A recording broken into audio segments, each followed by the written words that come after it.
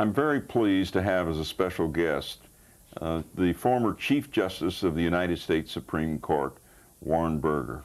Mr. Chief Justice, it's a pleasure to be with you again, and as you know, this is being taped for a conference being held at Dana College in Nebraska in a few days, where they're going to be meeting, talking about prison policy, sentencing policies, what we're doing right and wrong in our country. And I'd like to open with a quote that you gave the New York Bar Association in 1970. You said, "We take on a burden when we put a man behind walls, and that burden is to give him a chance to change.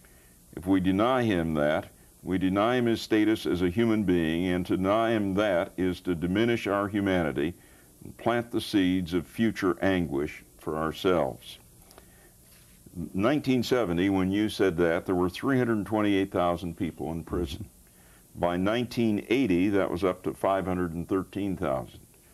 Last year, or 1991 rather, it was up to 1,248,000, almost 4 times as many as in 1970, and yet our violent crime rate is going up. Well, that's exactly right. And we have more people in prison than any other country in the world. We have a higher rate of any recorded country. We have 455 per 100,000 in prison.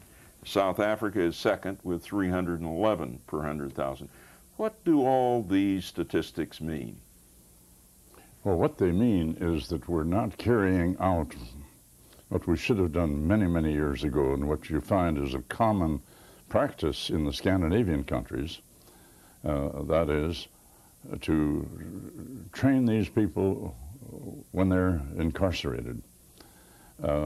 It's only about 7, 8 years ago, I took a team over to the Scandinavian countries. It included Senator Hatfield, Bob Kastenmeier from the House, and then the head of the Federal Prison Bureau, a number of other people interested in the subject. Now, they have a simpler problem in those countries because 90% of the prisoners in Sweden are Swedes, 90% of those in Denmark are Danes. We have a mixed problem. But basically, for 100 years and more, they start training a person as soon as he comes in, if he doesn't have a trade. And when he goes out, he's got something to sell, a marketable skill. Now, we've done that in your state. You've done pretty well in the state prisons. Wisconsin has done pretty well. Minnesota's done pretty well. But by and large, over the country, we put them in a warehouse. And I've said we shouldn't use a warehouse. We should have a factory with a fence around it to keep them in, but a factory to train them and produce. It costs more to keep a person in prison in this country today for a year than to keep them in Harvard or Yale or Princeton. Which is an incredible statistic. Incredible. And for the most part across the country as a whole, we aren't doing anywhere near enough on the training. Now, there we run into a problem. I've read some news stories recently about people objecting to the slave labor products from coming into this country from China. I have visited prisons, I think I've told you this before, in every country in Europe except Spain and Portugal, where at the time I was doing that visiting, they weren't very hospitable. And I visited them in Japan and in China. China made more sense than most of them. That's where I got this theme of factories with fences. They don't build prisons. They take a factory and put a couple of fences around it, and everybody works. And in our country, the reality is if you go in without the ability to read and write, you're probably going to come out without the ability to read and write. In most of the systems. Yeah, yeah. And now they're so overloaded with the new problems that it's been difficult for them to take on additional burdens. But they ought to start immediately. Curious thing, when I visited the Soviet Union as the guest of the, I think it was of the president of their Supreme Court, I'd said in advance to Ambassador Dobrignon I want to see prisons, mental institutions, and courts. That was a dozen years ago at least. Brezhnev was president and chief and chairman. When I'd ask, when are we going to visit the prisons? Too far away. How about the mental institutions? Too far away. And of course there's one mental institution, the biggest one, right across the street from the Kremlin. Finally, when I kept pressing, they took me to a juvenile prison about 50, 60 miles out of Moscow. And the amazing contradiction, the experts in Denmark and Sweden told me it's the best juvenile prison in the world. Youngsters from 14 to 19, not shoplifters or vandalists committing vandalism, but murder, rape, robbery, violent crimes. First thing they get in, they test them to see how close they are to a high school education. If they're below it, they start them right away. And they work them 10 hours a day until they've got the equivalent of a high school education. Then they put them to work on mechanical drawing and from there to machinery. And the director said to me, our graduates can work in any factory in the Soviet Union. So I turned to our interpreter and said, is graduates your word or his? He came back and said the same word as though he were speaking of the graduates of the University of Moscow. Now, this man was not a typical communist by any means. He was a professional. And that's what we've got to do. But it shows an attitude. An attitude, yeah. Janet Reno, the new Attorney General, as a prosecuting attorney down there, I read an article she wrote about 4 years ago.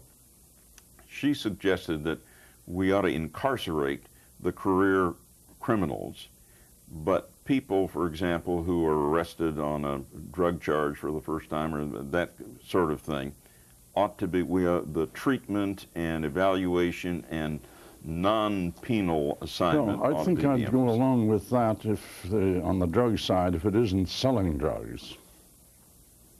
The really commercial distribution of drugs ought to be treated almost like a capital crime because they don't destroy one person's life, they destroy many lives, thousands of lives.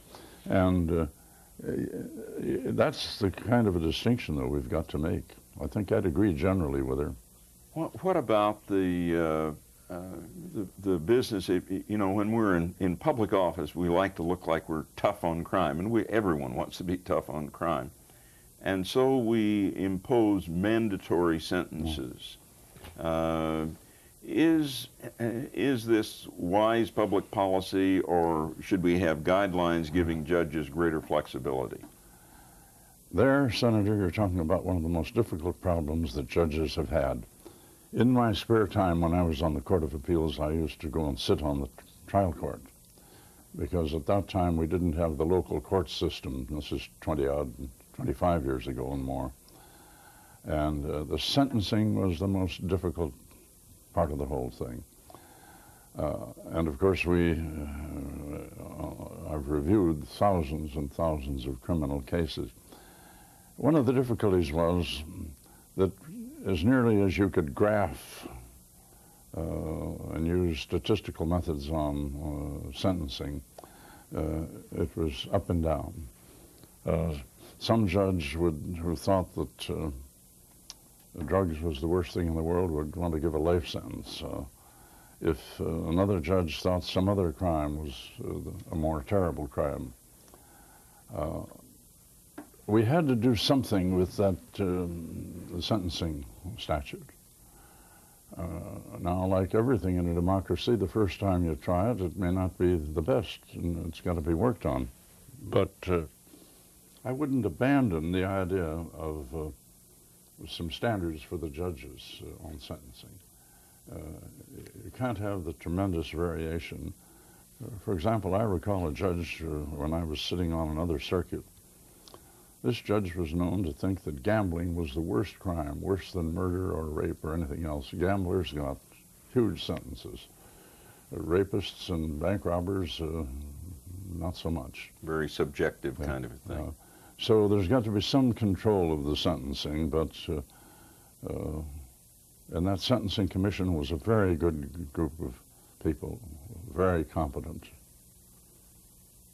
But some flexibility for the judges. And they've got maybe to take another look at it.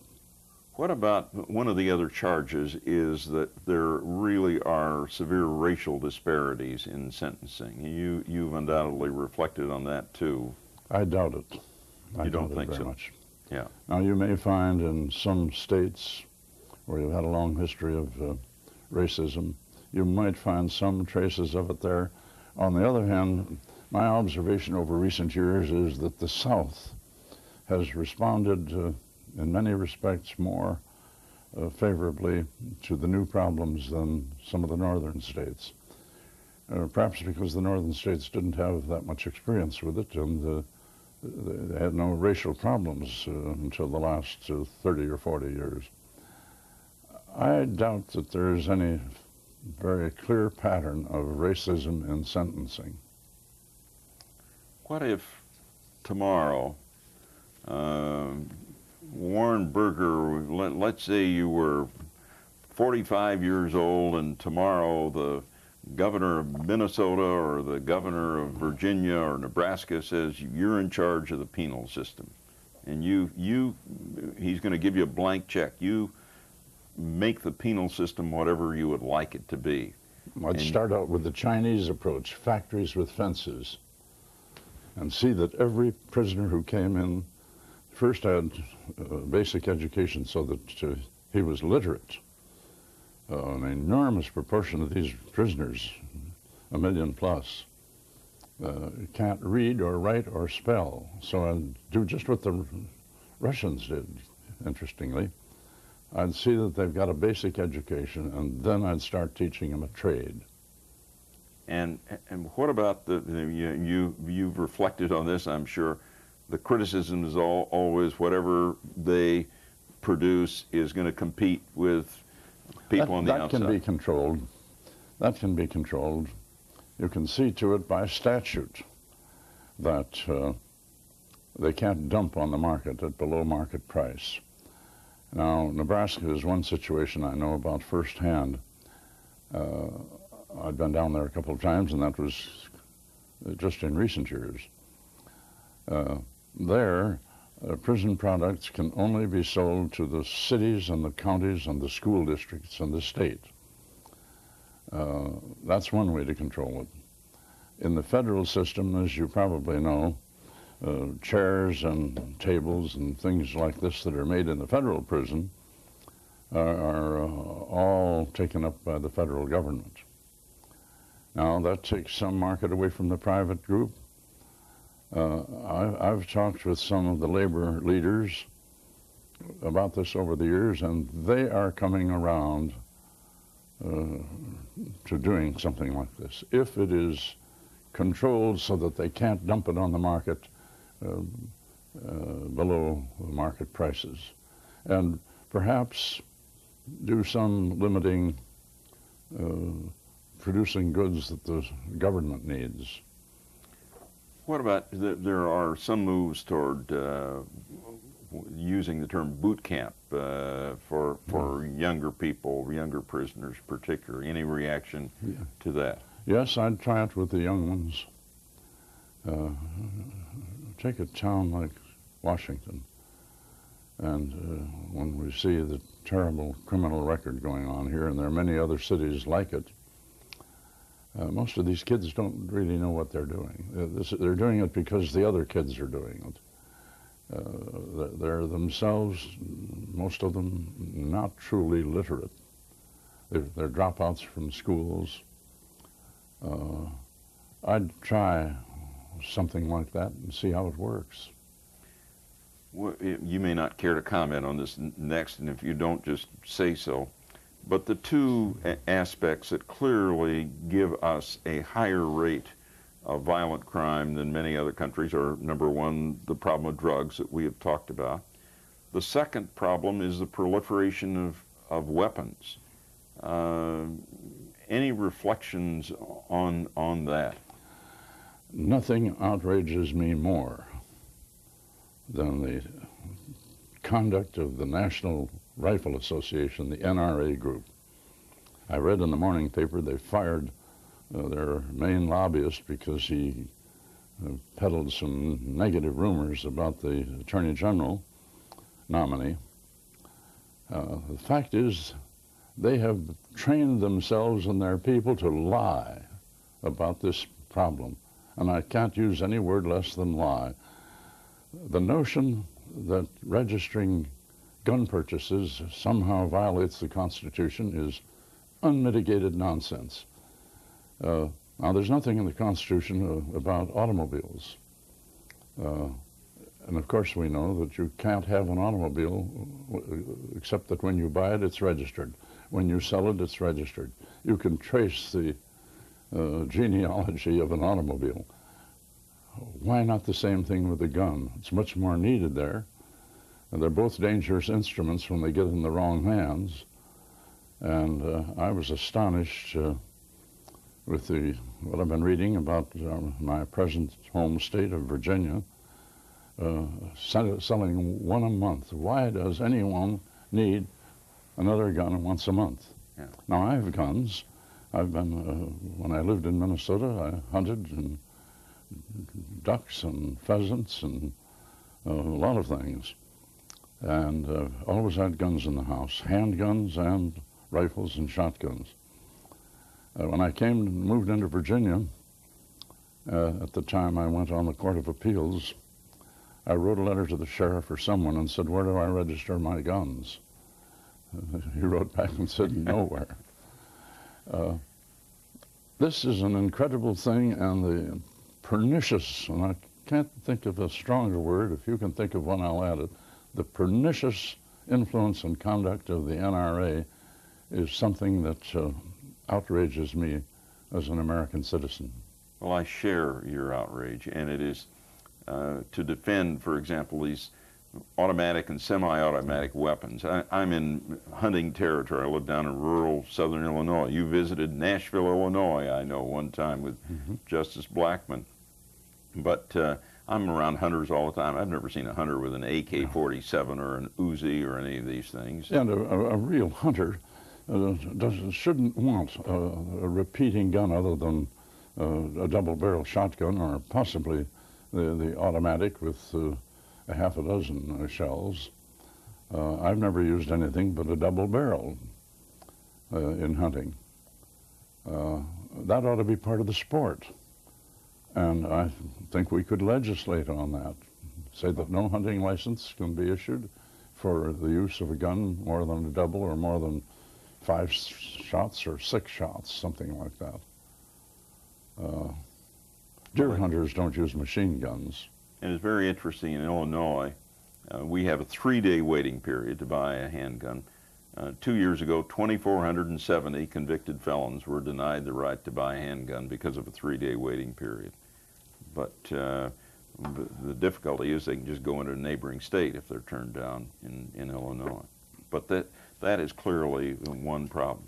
Again, you're speaking through this medium of that camera to a group of people concerned about penal problems gathered in Nebraska from around the nation.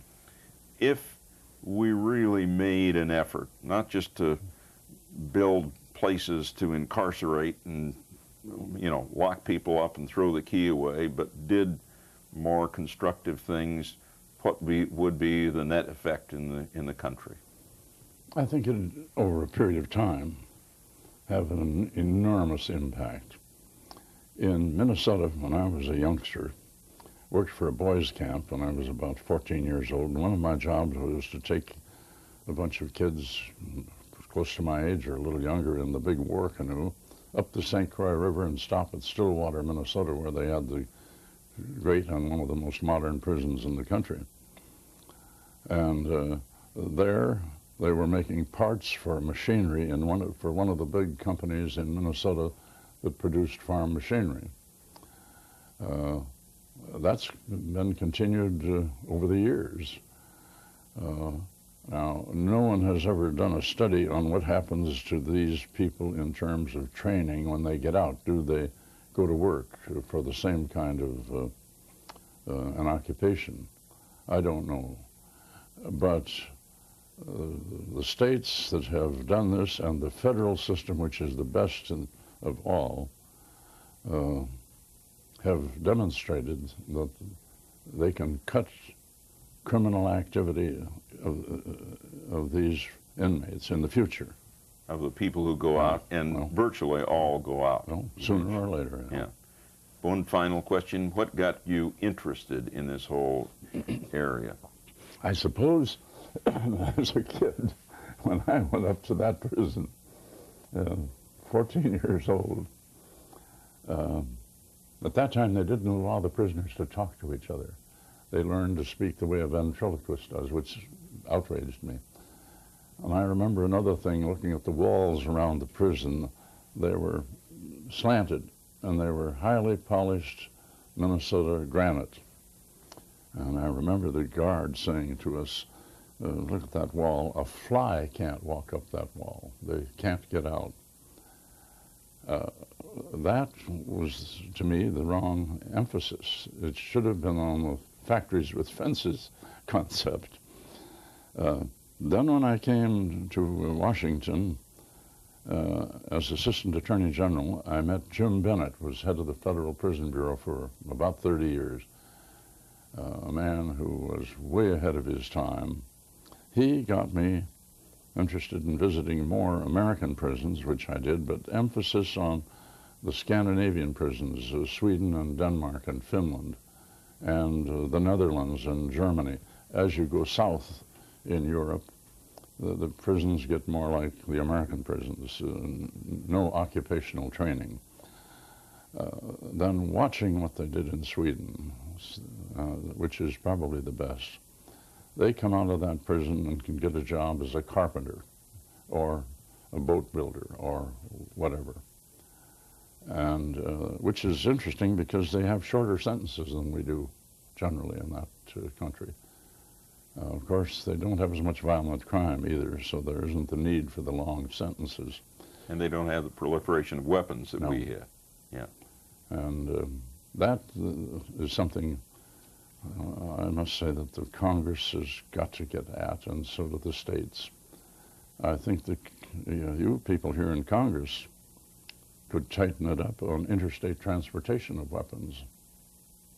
Well, I think we have to do a better job, but it is, you hit the nub of it. The National Rifle Association has convinced so many good citizens that if we take any steps, we're going to take their guns away, and of course that's pure nonsense. I have several good friends, very intelligent people, who argue with me, and they think my attitude is too rigid, and then I bring it back to the automobile.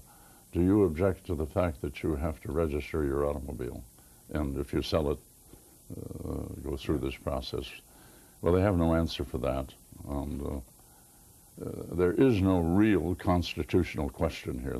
The NRDA has convinced a lot of people that the right to bear arms is an absolute right. It is not, any more than the right to have an automobile is an absolute right. The provision in the Constitution was drawn against the attitude of the people of that day who did not want a national army. We had state armies, and they were afraid of a national army because that was the source of oppression in the European countries. And that was the purpose of the amendment, to see to it that people, mature people, would know how to use firearms. And of course, in that day, firearms was a source of food for a lot of the people, too. The whole thing has changed. And if, as John Marshall said, we have a living constitution that we can change to meet the new problems of airplanes and outer space, we can change our approach to dealing with guns. Mr. Chief Justice, on behalf of the people gathered at Dana College in Nebraska, I thank you. very, very much. Pleasure to be here with you, Senator. Thank you. I'm sorry I can't make the trip. I wish you could too, but you're with us in spirit, and you're with us with this message. Thank you.